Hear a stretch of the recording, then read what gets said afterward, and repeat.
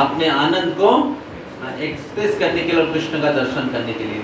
तो इस प्रकार कृष्ण भगवान प्रकट हुए। तो विश्वनाथ चक्रवर्ती ठाकुर बताते हैं कि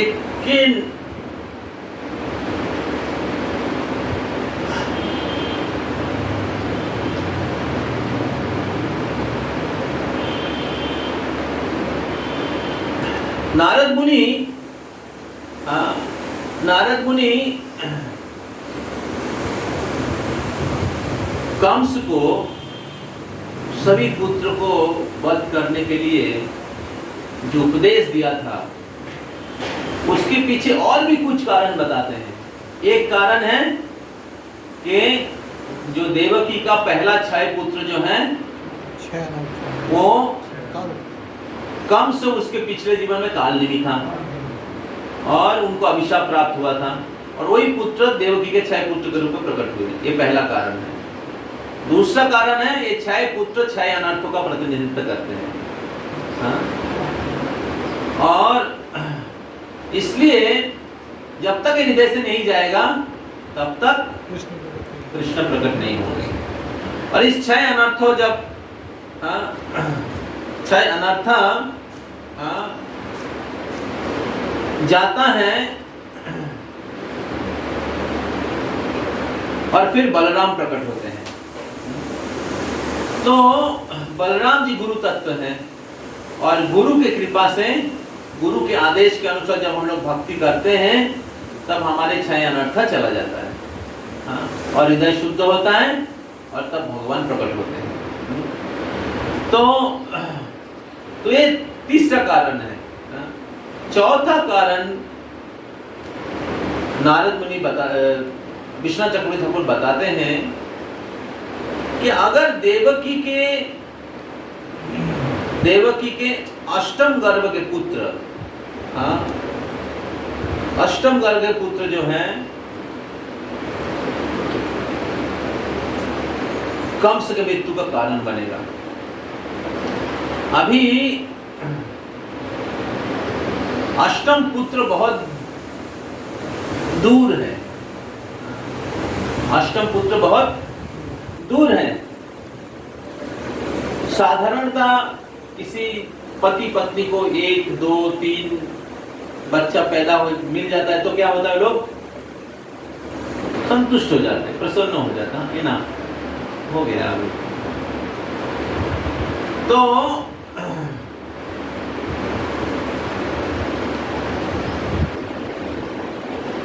तो वो 8वां पुत्र प्राप्त करना नहीं भी इच्छा कर सकते हैं। 8वां पुत्र प्राप्त करना नहीं भी इच्छा कर सकते हैं और इसके कारण अष्टम गर्भ के जो पुत्र हैं उनका आविर्भाव नहीं भी हो सकता है। समझ में आ रहा है?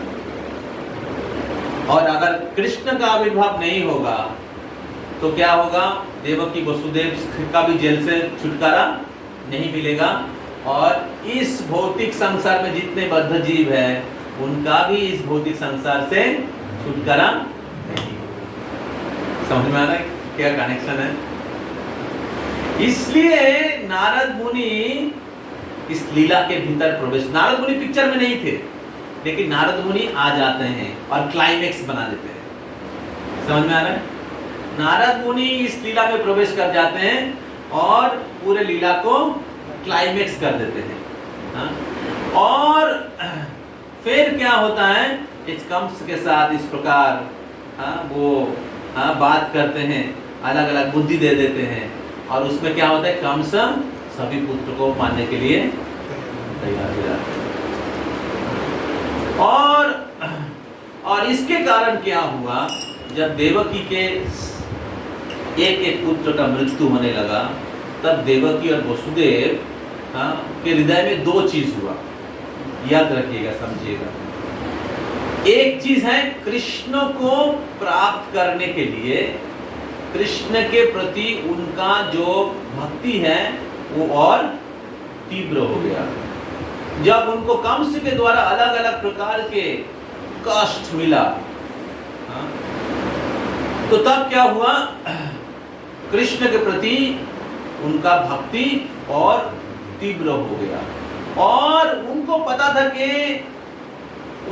था कि अष्टम आकाशवाणी जो हुआ है अष्टम गर्भ के पुत्र है, स्वयं भगवान प्रकट होंगे। तो उनको पता था कि आकाशवाणी कभी झूठा नहीं हो सकता, तो अष्टम गर्भ के पुत्र के रूप में स्वयं भगवान प्रकट होंगे। तो इसलिए भगवान को प्राप्त करने के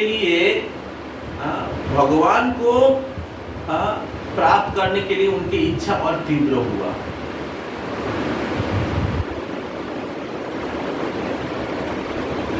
तो इस प्रकार नंद महाराज नारद मुनि कंस से इस प्रकार बात करने के द्वारा, 6 पुत्र का निधन कराने के द्वारा देवकी और वसुदेव के हृदय में कृष्ण के प्रति जो भक्ति है, कृष्ण को प्राप्त करने की इच्छा जो है उसको तीव्र किया। जब तक किसी भक्तों का भक्ति तीव्र नहीं होता है भगवान प्रकट नहीं होते हैं।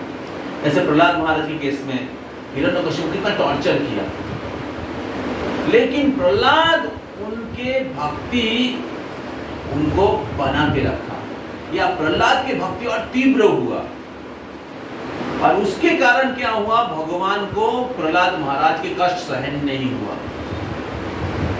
और भगवान प्रकट हो गए।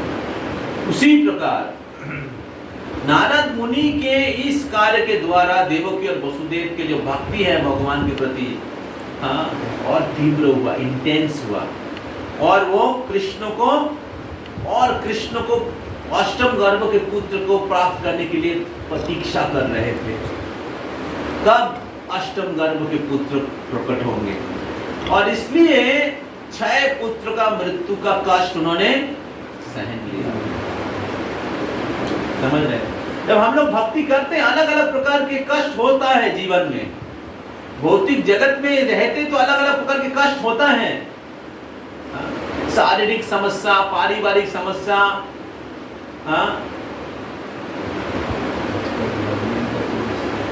इंद्रिय अलग अलग प्रकार से क्या कहते हैं वेग प्रदान करता है, उसको टॉलरेट करने के लिए बहुत कष्ट होता है।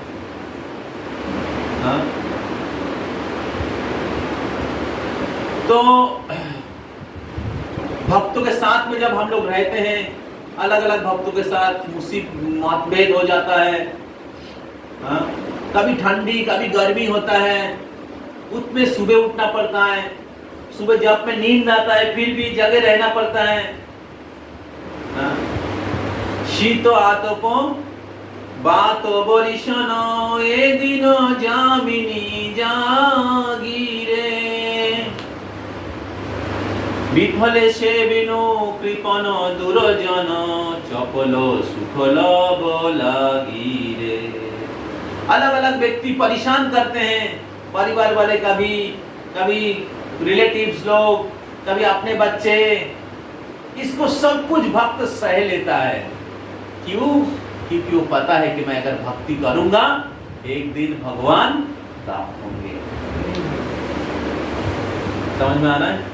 फिर भी वो आचार्यों का दिया हुआ जो मार्ग है, शास्त्र में दिया हुआ जो मार्ग है, हरि नाम का जो जप है, 16 माला का जो जप है, 4 नियमों का जो पालन है, भक्तों का संग है, वो अपने जीवन में बना के रखता है। क्यों? क्योंकि महाप्रभु के वचन है, प्रभुपाद जी का वचन है, वो कभी झूठा नहीं हो सकता। शास्त्र में कई सारे उदाहरण हैं भगवान की भक्ति करके किस प्रकार भगवान को प्राप्त किया है। तो एक भक्त जो है ये सब कुछ सहन करने के लिए तैयार रहते हैं। ऐसा नहीं सोचना चाहिए कि जब हम लोग भक्ति में आगे बढ़ते हैं गुलाब के पंखड़ी के ऊपर सो के आराम से भगवान प्राप्त हो जाएंगे, एसी रूम में जैसे सो के हम आनंद लेते हैं, या गुलाब के पंखड़ी में जैसे सोया हुआ कोमल मार्ग रास्ता रहेगा। भक्ति में जब हम लोग आगे बढ़ते हैं तो अलग अलग प्रकार की कठिनाई हो सकता है। भौतिक जगत में अलग अलग प्रकार के दुख हैं। भक्ति करे या नहीं करे, अलग अलग प्रकार के कष्ट हैं।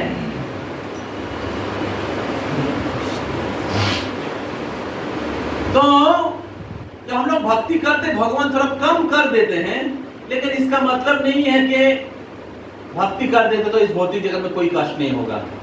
भक्ति करेंगे तो आपको बुढ़ापा नहीं आएगा, भक्ति करेंगे तो आपको ऐसे नहीं कि बीमारी नहीं होगी, ये सब एज इट इज रहेगा। लेकिन भक्त इसको सहन करता है। भक्त भक्ति के आनंद में डूबे रहने के कारण इस भौतिक जो अलग अलग प्रकार के जो कष्ट होता है उसका अनुभव नहीं करता है।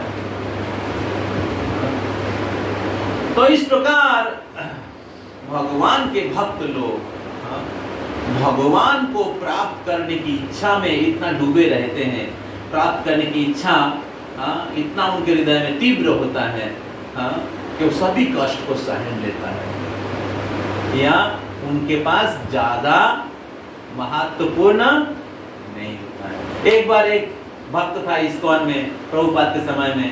वो भक्ति में आने से पहले ड्रग का बिजनेस करता था, और फिर बाद में वो भक्ति में आ गया।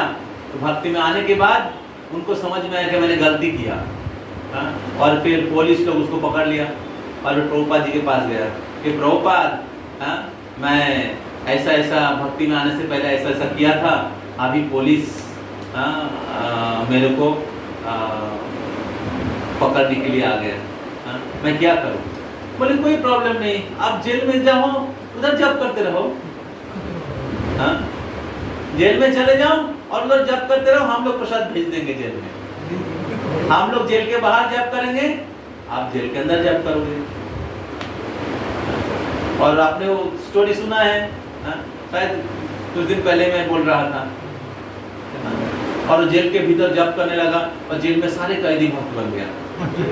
जेल के अंदर सबको भक्त बना दिया। अभी जेल के अंदर ही मंगल आरती चल रहा है, जेल के अंदर ही मॉर्निंग प्रोग्राम चल रहा है, और इस्कॉन वाले प्रसाद भेज रहे हैं। वाह!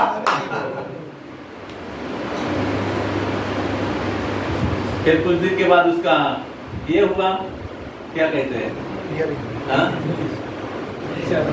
विचार हुआ। फिर वो जज ने पूछा, अरे कहाँ रहते हो, क्या करते हो? बोले मैं सुबह 4 बजे उठता हूँ। 4 बजे? 4 बजे तो हमारे तो सब लोग सोने के लिए जाते हैं। तो साहब उन्हें बताया, बोला तो अच्छा है तो तुम उधार ही रहो, तुम्हारे लिए वही जगह अच्छा है। छोड़ दिया उसको। तो इस प्रकार भक्त जब भगवान के चरणों में आते हैं, और वो पूर्ण ज्ञान प्राप्त हो जाता है, भौतिक जगत के जो असली स्थिति उनको समझ में आ जाता है। किस प्रकार इस भौतिक जगत जो है ये दुख का जगह है, और इस भौतिक जगत में अपना समय को बढ़ाना बुद्धिमानी, इस भौतिक जगत के जो तुच्छ इंद्रिय भोग है उसमें अपना समय जीवन को वेस्ट करना बुद्धिमानी नहीं है। तो इसलिए वो क्या करते हैं, best use of the bad bargain. Prabhupada कहते हैं best use of the bad bargain. ये जो भौतिक शरीर है ये क्षणभंगुर है, इसलिए ज्यादा कुछ हम एंजॉय नहीं कर सकते, तो इसका बेस्ट यूज करते हैं। बेस्ट यूज क्या? भगवत धाम जाने के लिए इसका उपयोग करते हैं, कृष्ण को प्राप्त करने के लिए इसको व्यवहार करते हैं। तो इसलिए भक्त जो है इस भौतिक जगत में आने रहने के कारण जो अलग अलग प्रकार के तकलीफें होता है, दुख होता है, या अलग अलग प्रकार के मिथ्या सुख का प्रलोभन रहता है, भक्त उसको सहन कर लेता है,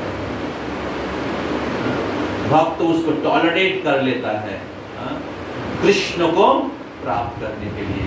और जितना कष्ट मिलता है उतना ही उनको इस भौतिक जगत का जो असली स्थिति है उसको और समझ में आ जाता है, और वो तीव्रता से भगवान का आश्रय लेता है। जितना दुख उनको भौतिक जगत के मिलता है उतना दुख उनको भक्ति में कैटालिस्ट का काम करता है। समझ में आ रहा है? जितना उनको दुख मिलता है, भक्ति में और वो तीव्रता से भगवान की आस्था लेता है।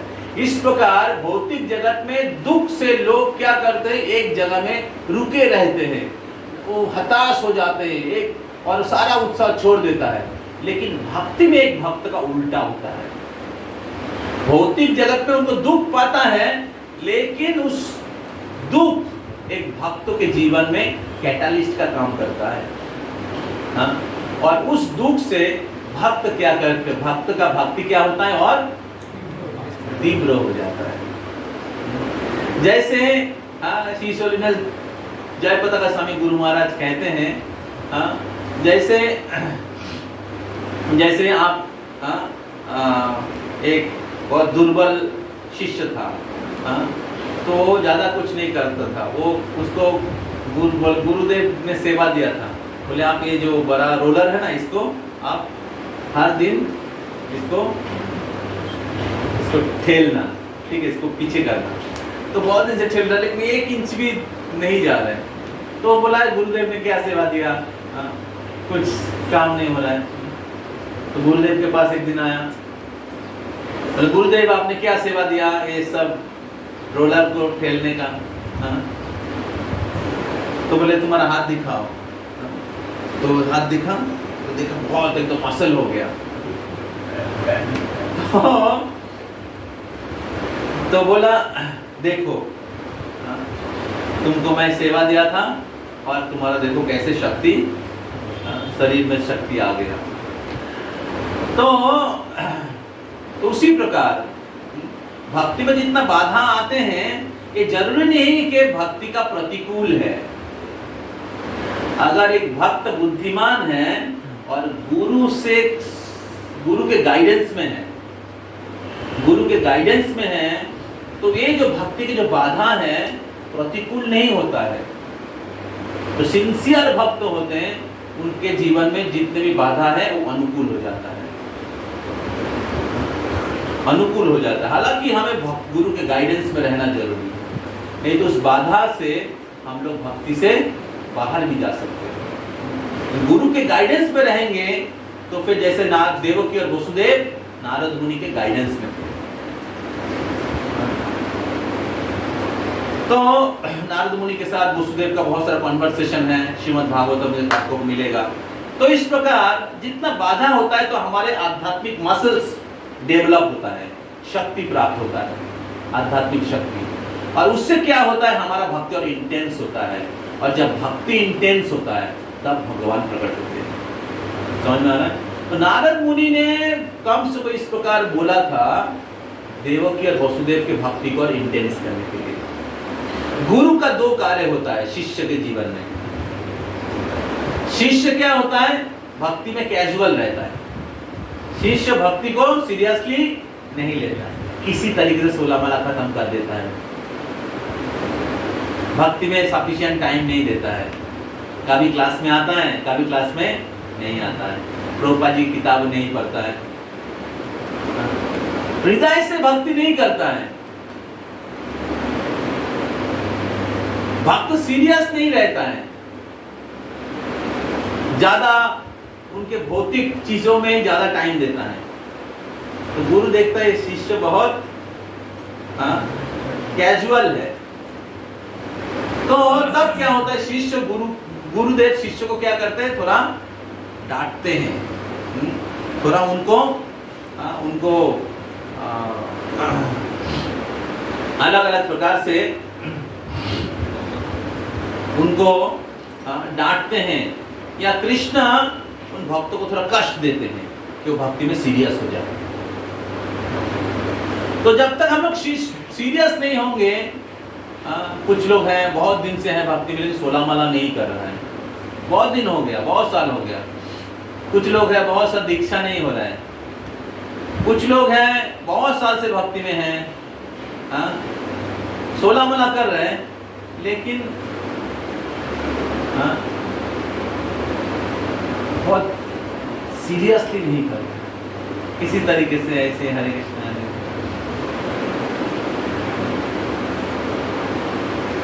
हो गया आज के लिए।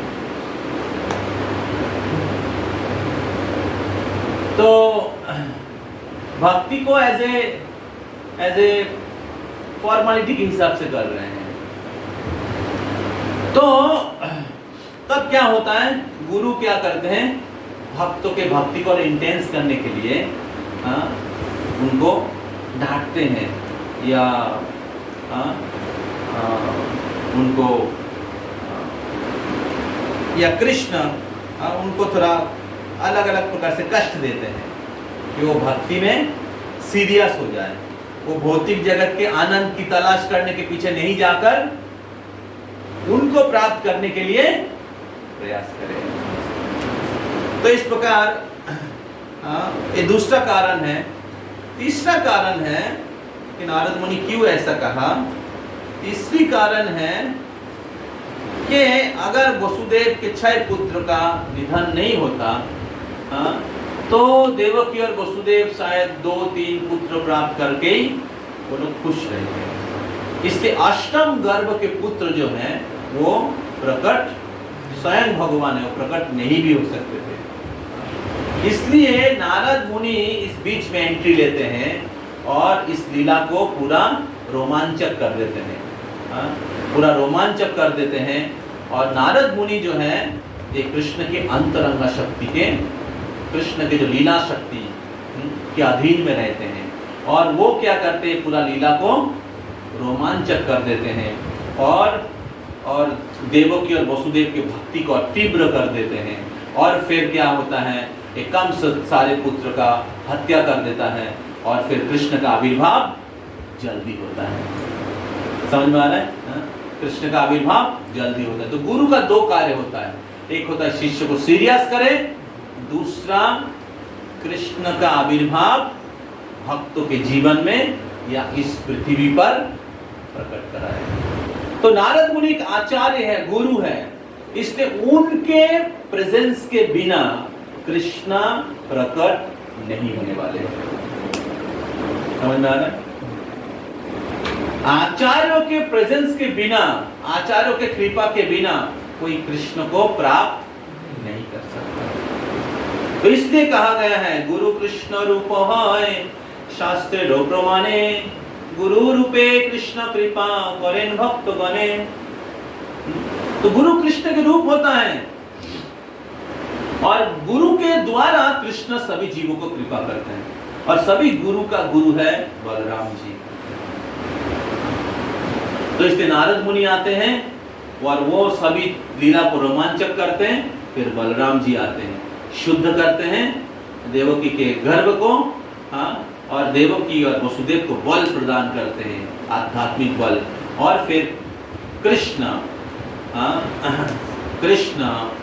बहुत पवित्र समय, जैसे मैंने बोल रहा था थोड़ी देर पहले, जब सभी परिवेश बहुत सुंदर मंगलमय हो जाते हैं, सभी नक्षत्र अपने अपने स्थान पर, पवित्र स्थान पर निवास करते हैं और नदी में कमल खिलने लगते हैं, सभी वृक्ष में फूल फल खिलने लगते हैं, सभी पक्षीगण कलरव करने लगते हैं और पर्वतों में झरना बहने लगता है। सभी सृष्टि में सुंदर आनंदमय वातावरण, मुनि ऋषिगण अपने हृदय में भगवान का दर्शन करने लगते हैं। ऐसे पवित्र समय में सभी जीवों का उद्धार करने के लिए निशिते तमोद्भूते जायमाने जनार्दने देवक्यान देवरूपिण्याम विष्णु सर्व गुहाशय। तो अभिरासित यथा प्राच्यम दिश्युंदूर इव पुष्कलः। इस प्रकार भगवान सभी पूर्ण कला के साथ देवकी और वसुदेव के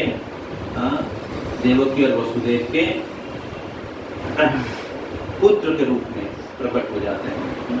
अभी जब देवकी और वसुदेव के हृदय, देवकी और वसुदेव के पुत्र के रूप में प्रकट होते हैं, दूसरे ओर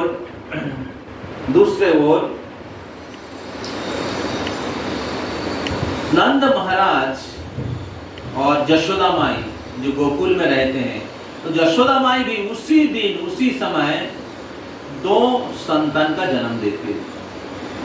एक होता है पुत्र, दूसरा होता है पुत्री। तो भगवान श्री कृष्ण जब प्रकट होते हैं देवकी और वसुदेव के पुत्र के रूप में, तब देवकी और वसुदेव निद्रा में रहते हैं और फिर भगवान पुत्र के रूप में जब प्रकट होते हैं तो देवकी और वसुदेव बहुत भयभीत हो जाते हैं। अपने पुत्र का सुरक्षा के बारे में चिंतित होकर वो भगवान को बोलते हैं कि हे भगवान,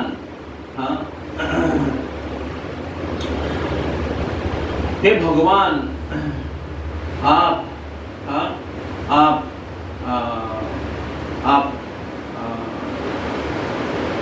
आप तुरंत इस स्थान छोड़ के चले जाइए, नहीं तो कंस आपको मार देगा। तो तब भगवान पहले, उसके बाद अपना चतुर्भुज रूप में आ जाते हैं। पहले छोटे बच्चे के रूप में प्रकट होते हैं, उसके बाद भगवान अपना स्वरूप का दर्शन कराते हैं। देवकी और वसुदेव अपना स्वरूप का दर्शन कराते हैं।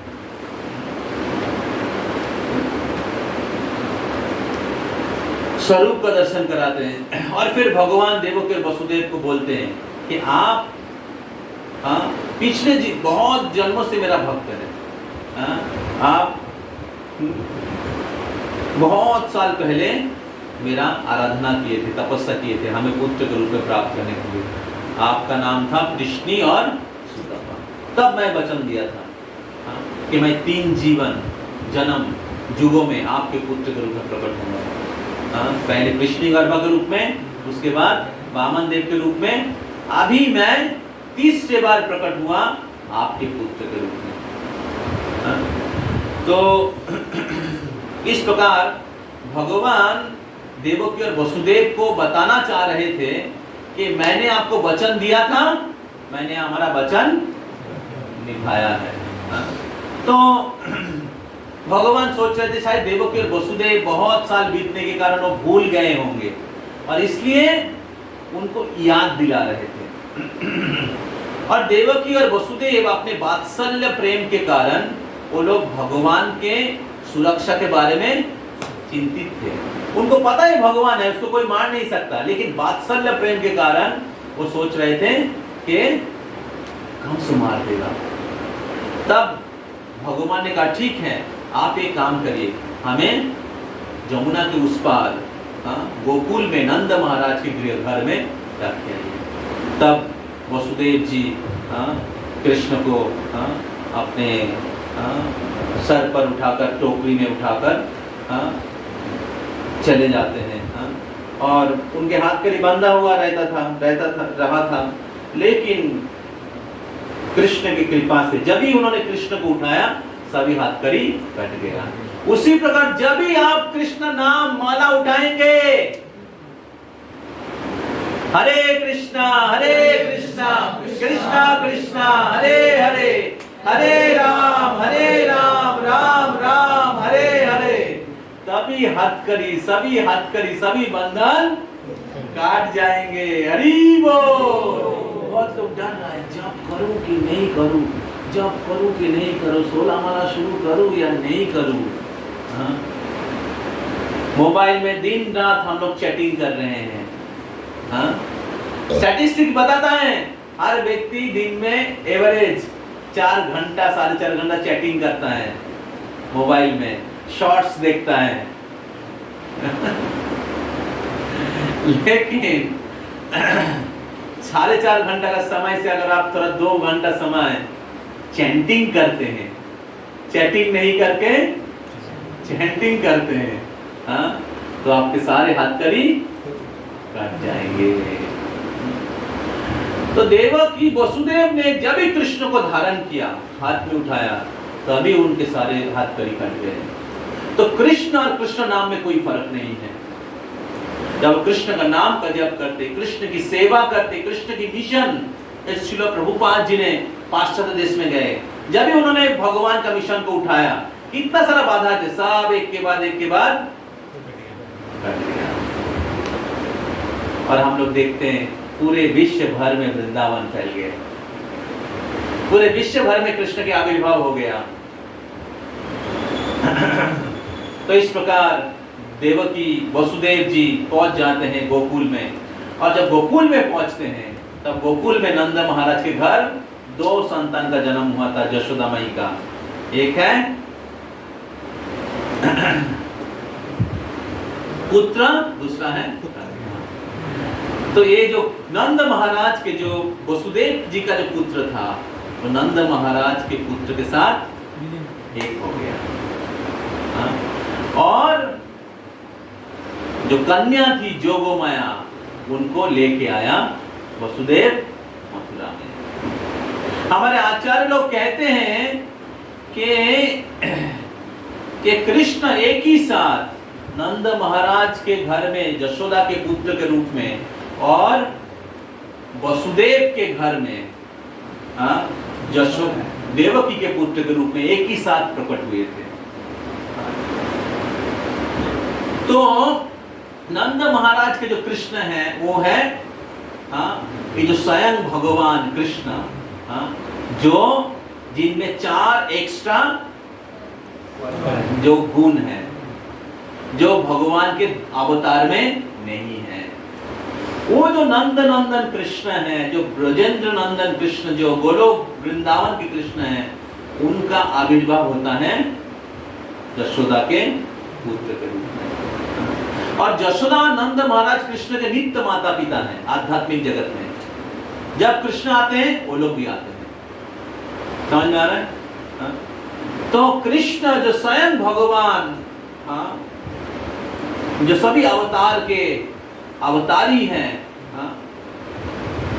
जो माधुर्य रस से प्रेम का आदान प्रदान करते हैं, सख्य रस, वात्सल्य रस, मधुर रस में, जो उनके भक्तों के प्रेम का वशीभूत हो जाते हैं, वो कृष्ण प्रकट होते हैं कहाँ? गोकुल में। और उनके अवतार हैं वासुदेव। कृष्ण का पहला प्रकाश है कौन? कृष्ण का पहला प्रकाश कौन? बलराम। बलराम से प्रकट होते हैं कौन? पहला चतुर्भुज वासुदेव, संकर्षण, अनिरुद्ध, प्रद्युम्न। उनसे प्रकट होता है दूसरा चतुर्भुज वासुदेव, संकर्षण, अनिरुद्ध, प्रद्युम्न, जो अयोध्या में रहते हैं। पहला चतुर्भुज रहते हैं मथुरा या द्वारका में, वासुदेव कृष्ण और संकर्षण बलराम और अनिरुद्ध प्रद्युम्न। समझ में आ रहा है? ये जो कृष्ण का जो प्रकाश है वासुदेव, उनका जन्म होता है वसुदेव के पुत्र देवकी के पुत्र के रूप में। भागवत में इनकी कहानी है। भागवत में कृष्ण का आविर्भाव यशोदा माई के घर में भी हुआ था, ये वर्णन नहीं आता है। उसके पीछे कारण है, बहुत सारा कारण है, लेकिन पुराण में उसके बारे में और हमारे गौड़ीय वैष्णव लोग उनका कारण हरिवंश से, अलग अलग शास्त्रों से वर्णन करते हैं। तो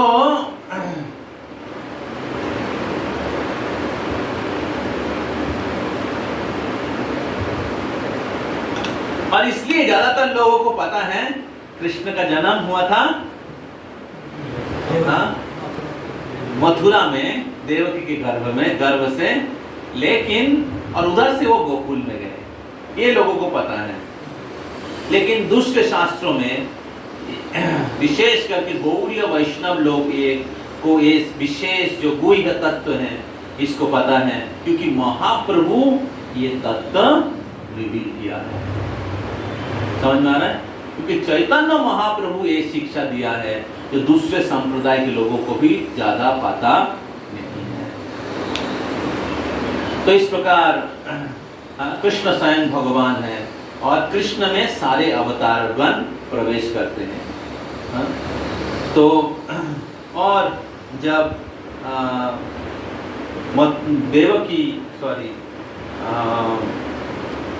वसुदेव जी लेके आते हैं कन्या को और कंस के पास देते हैं, तब कंस क्या कंस हंसते अष्टम गर्भ के संतान पुत्र होने वाला था और यहाँ पर कन्या है। ऐसे बहुत वो मजाक करते हैं और जब भी मजाक करके उसको मारने के लिए जाते तुरंत कंस के हाथ से उड़ जाती है और उड़ के अष्टभुज रूप धारण करते हैं और धारण करके कहती हैं, दुष्ट कंस, तुम जिनको मारने के लिए सोच रहे हो या प्रयास कर रहे थे इतने साल से, वो देवकी के अष्टम गर्भ के जो पुत्र हैं वो प्रकट हो चुके हैं। हरि बोल। असुर हमेशा भगवान को चीटिंग करना चाहते हैं, लेकिन भगवान को कौन चीटिंग करेगा? तो गोकुल में प्रकट हो चुके हैं ऐसे बोलकर, और फिर कहती हैं उनके साथ उनके शक्ति का भी आविर्भाव होने वाला है। अगले 15 दिन में उनके शक्ति का भी आविर्भाव होने वाला है और जो भी व्यक्ति उस शक्ति को प्राप्त करेगा, शक्ति से विवाह कर सकेगा, वो उनको कोई परास्त नहीं कर पाएगा। इस प्रकार जोगमाया अष्टभुजा कृष्ण की बहन है, जिनका नाम है सुभद्रा। सुभद्रा है जोगमाया, भद्रा सुभद्रा। तो ये जो महामाया है ये भद्र नहीं होता है, कष्ट देता है, खतरनाक होता है, लेकिन जोगमाया होता है सुभद्रा। तो इस प्रकार भगवान श्री कृष्ण का जोगमाया अष्टभुजा अप्रकट हो जाती है, कंस बहुत भयभीत हो जाते हैं और फिर अलग अलग असुर भेजना शुरू करते हैं। इस प्रकार वृंदावन लीला शुरू होता है, कृष्ण का आविर्भाव होता है और वृंदावन लीला शुरू होता है। तो कृष्ण आविर्भाव के पहले वृंदावन में कोई असुर आक्रमण नहीं करता, लेकिन जब ही कृष्ण वृंदावन में प्रकट हुए तब एक एक असुर आना शुरू हो गया। तो इस प्रकार कृष्ण का आविर्भाव होता है वृंदावन में, गोकुल में, और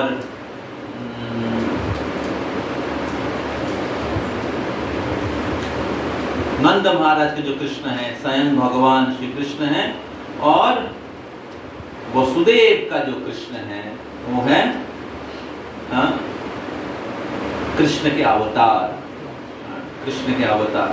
तो जब कृष्ण वृंदावन प्रकट होने के बाद वृंदावन में बहुत सारे मधुर लीला करते हैं, करके जब वृंदावन से बाहर आ जाते हैं, वृंदावन से मथुरा आते हैं, तो वो मथुरा वाले जो कृष्ण थे, जो वृंदावन से मथुरा गए थे, सॉरी मथुरा से गोकुल गए थे, वो वापस आते हैं। समझ में आ रहा है? तो गौड़ीय वैष्णव आचार्यगण इस प्रकार बहुत सुंदर लीला करते हैं, और वृंदावन कृष्ण जो है वो वृंदावन में ही रह जाते हैं। लेकिन ब्रजवासी लोग कृष्ण के प्रबल प्रेम और विरह में रहने के कारण वो समझ नहीं पाते हैं। तो एक कृष्ण के प्रेम के दो पहलू है, एक है संभोग, दूसरा है विप्रलंब। एक है संभोग मतलब यूनियन, और दूसरा है विप्रलंब सेपरेशन, वियोग। ये जो प्रेम जो है कृष्ण के प्रेम के दो पहलू है। विप्रलंब प्रेम जो है ये संभोग अर्थात मिलन से भी ज्यादा तीव्र होता है। और ये प्रेम सबसे दुर्लभ होता है, केवल ब्रज में ही है, केवल ब्रज में ही प्रकट रूप से है। और वो प्रेम कृष्ण ब्रजवासियों को चखाना चाहते थे, ब्रजवासियों को देना चाह रहे थे। इसलिए कृष्ण वृंदावन में रहने के बाद भी ब्रजवासियों को, गोपियों को दर्शन नहीं हुआ। समझ में आ रहा है? हाँ? कृष्ण इस प्रकार विरह प्रेम में ब्रजवासियों को डुबाना चाहते थे और पूरे जगतवासियों को ब्रजवासियों की प्रेम, गोपियों को प्रेम का दर्शन करना चाह रहे थे।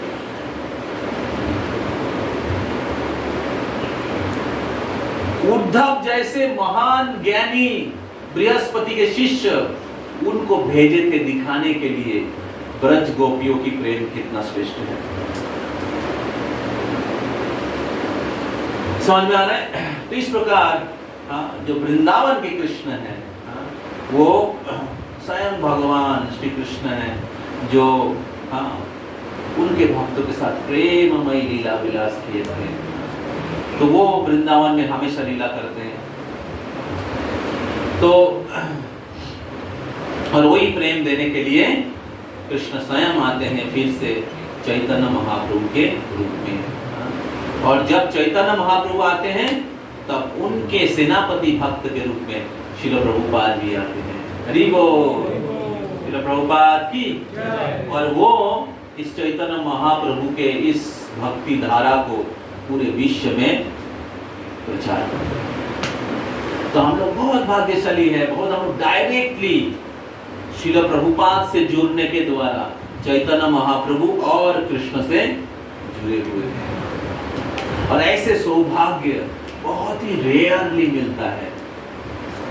तो इसलिए मेरा निवेदन है आप सभी को, इस सौभाग्य का सद्व्यवहार करिए, इस सौभाग्य को पूरा लाभ उठाइए। जो महाप्रभु जो धन देने के लिए आए हैं, प्रेम धन देने के लिए आए हैं, गोलोकेरो प्रेम धन परिणाम संकीर्तन, जो देने के लिए आए हैं वही श्रील प्रभुपाद जी ने वितरण किया है। तो काल विशेष दिन है, तो आप लोग बहुत उत्साह के साथ भगवान का आविर्भाव तिथि मनाइए, बहुत उत्साह के साथ भगवान का आश्रय लीजिए। भगवान उनके नाम के रूप में है, भगवान उनके विग्रह के रूप में है, भगवान उनके कथा के रूप में है, भगवान भागवतम के रूप में है, भगवान उनके शुद्ध भक्तों के संग के रूप में है। तो इसका लाभ उठाइए। तो जो भक्ति हमें प्राप्त हुआ है, जो भक्ति प्रैक्टिस करने के सौभाग्य हुआ है, भक्तों का संग जो श्रील प्रभुपाद जी ने दिया है, चैतन्य महाप्रभु दिया है, इसको पूरी लाभ उठाइए। आपका जो भी भौतिक कर्तव्य है उसको करने के साथ साथ कृष्ण भक्ति को जीवन में प्रायोरिटी दीजिए, कृष्ण भक्ति को सीरियसली लीजिए। और अपना मनुष्य जीवन में ये जो शुद्ध दुर्लभ भक्ति है जो महाप्रभु देने के लिए आए हैं, ब्रज की भक्ति है, इसको प्राप्त करके अपने जीवन को सफल बनाइए। हरे कृष्णा कृष्णा कृष्णा हरे हरे, हरे राम राम राम हरे हरे। जन्माष्टमी महामहोत्सव की जय। जगत गुरु श्रील प्रभुपाद की जय। गौर प्रेमानंदे हरे हरि बोल। तो आप सभी से निवेदन है, काल का दिन आप सब लोग मंदिर में आइएगा और मंदिर में अलग अलग प्रकार के उत्सव होगा। विशेष करके दिन में 8 से लेके 11 बजे तक कृष्ण कथा होगा सीनियर डिवोटी के द्वारा। उसके बाद दिन में अलग अलग प्रकार की सेवा रहेगी, अलग अलग प्रकार के उत्सव होगा, उसमें भी आप लोग भाग ले सकते हैं। शाम में कीर्तन और ड्रामा, कल्चरल प्रोग्राम और 10 बजे से अभिषेक होगा। रात को 10 से 12 बजे तक अभिषेक होगा। और अभिषेक के बाद सबके लिए प्रसाद रहेगा। तो हम लोग वॉइस के सभी भक्त लोग जा रहे हैं मंदिर में, आज शाम को उधर रुकेंगे और कल सुबह हम लोग उधर मंगल आरती और जब क्लास सब लोग हम लोग उधर करेंगे। ठीक है, तो आप सभी को आमंत्रण है, कल सब लोग मंदिर में आइए। अगर सुबह आ सकते हैं, पूरा दिन रह सकते, बहुत अच्छा है। नहीं तो आप शाम को आइए 4 बजे। 4 बजे से हम लोग कल कथा रहेगा 4:30 से 6:30, और फिर आगे आप मंदिर का पूरा कार्यक्रम में भाग ले सकते हैं। आज हम लोग जहाँ पर खत्म किए, काल वहाँ से चालू होगा। कृष्ण की काल हम लोग वृंदावन लीला श्रवण करेंगे। कृष्ण के चाइल्डहुड पास टाइम हम लोग सुनेंगे, कृष्ण की अलग अलग लीलाएं सुनेंगे। और मंदिर में भी बहुत सारे स्पीकर हैं जो सुबह कथा करेंगे। अगर आप शाम को नहीं आ सकते तो दिन में आ सकते हैं। दिन में आप सुबह आ सकते हैं, 8 बजे आ सकते हैं, दर्शन कर सकते हैं भगवान का। सुबह भीड़ थोड़ा कम रहेगा, शाम को भीड़ ज़्यादा रहेगी। और सेवा का अलग अलग अपॉर्चुनिटीज हैं। तो कल मिडनाइट 12 बजे तक फास्टिंग है। और फिर फास्टिंग मतलब निर्जल, जनरली निर्जल होता है।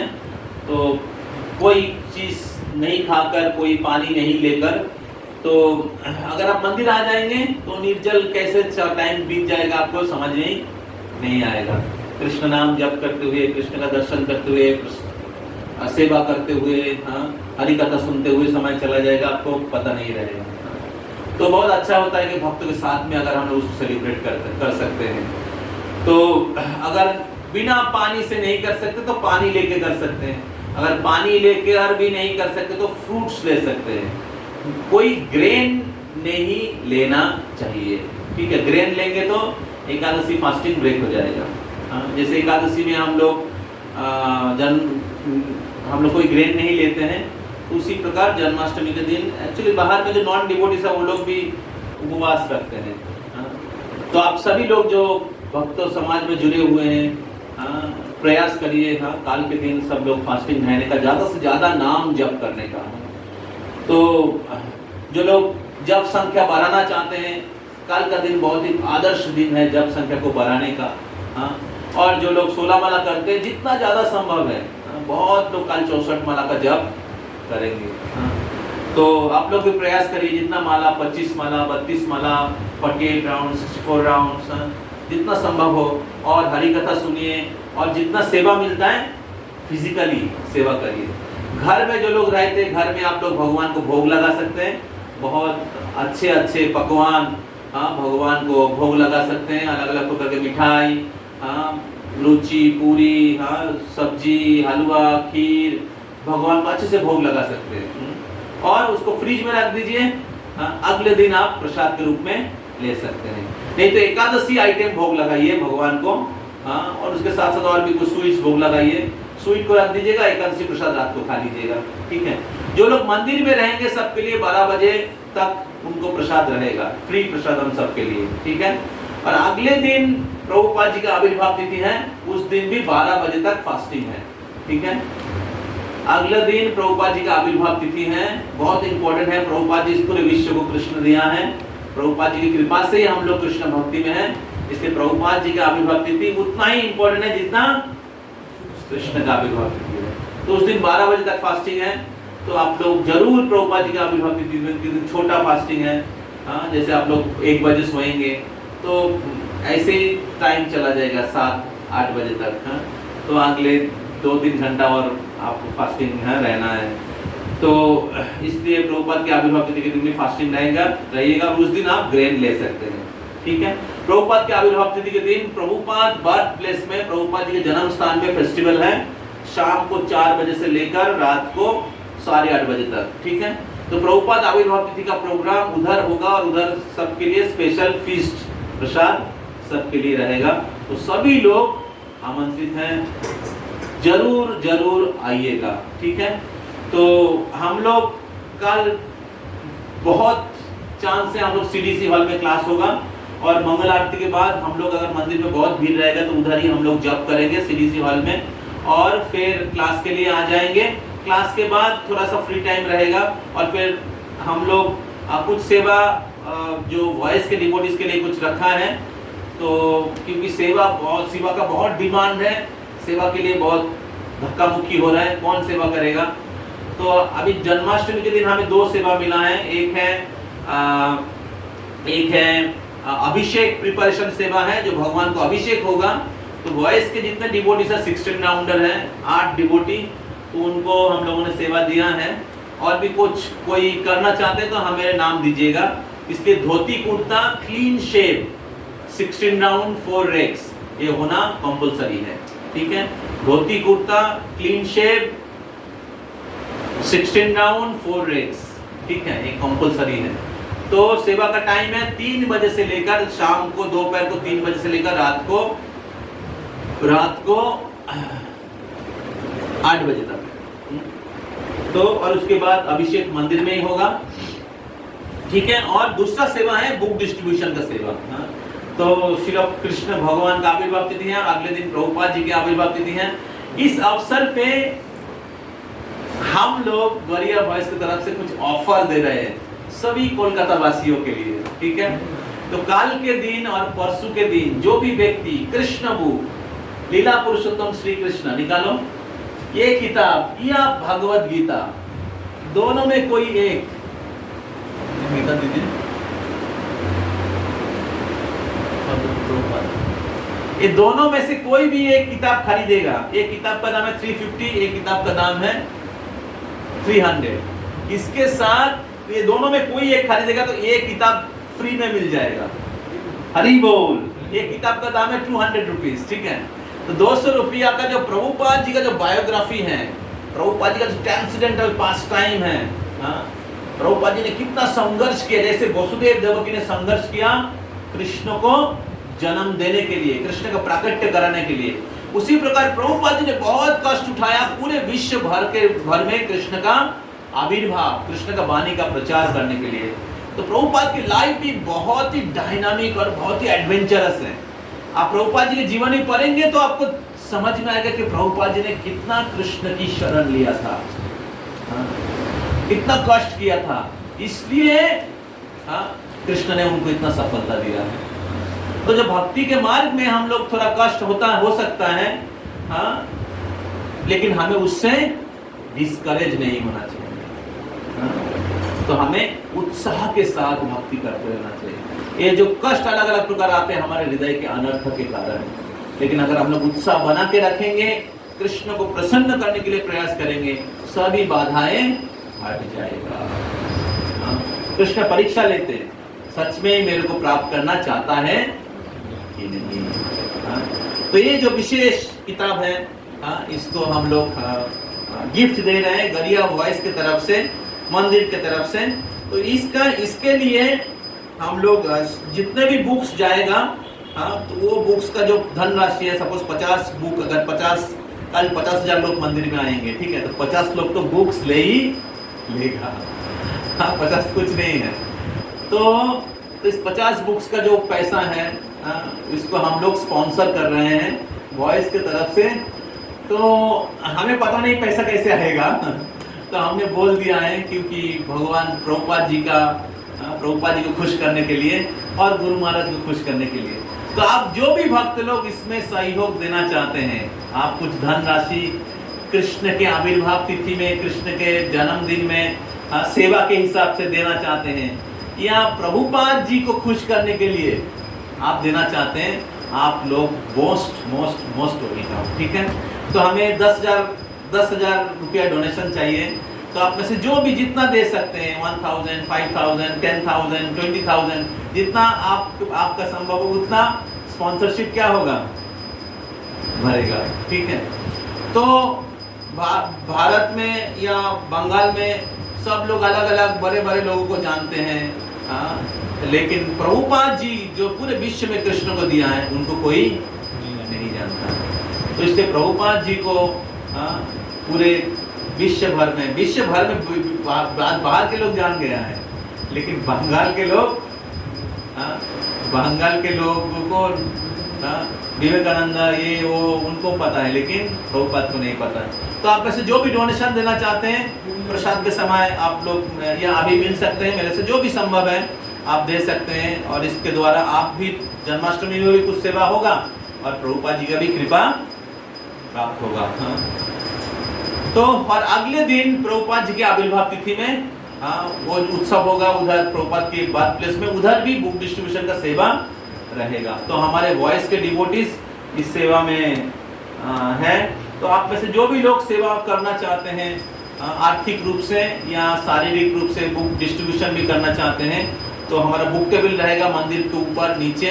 और अगर हमें कुछ अच्छा कुछ स्पॉट मिलता है तो हम लोग बाहर में भी जा सकते हैं बुक डिस्ट्रीब्यूशन करने के लिए। कल के दिन बहुत सारे मंदिर रहेगा कोलकाता में जहाँ पर भीड़ रहेगा, इस्कॉन मंदिर के साथ साथ और भी मंदिर हैं।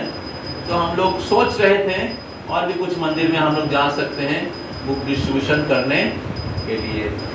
तो उसमें भी आप लोग अगर भाग लेना चाहते हैं तो आप लोग आ सकते हैं, ठीक है। तो ये था अनाउंसमेंट। तो और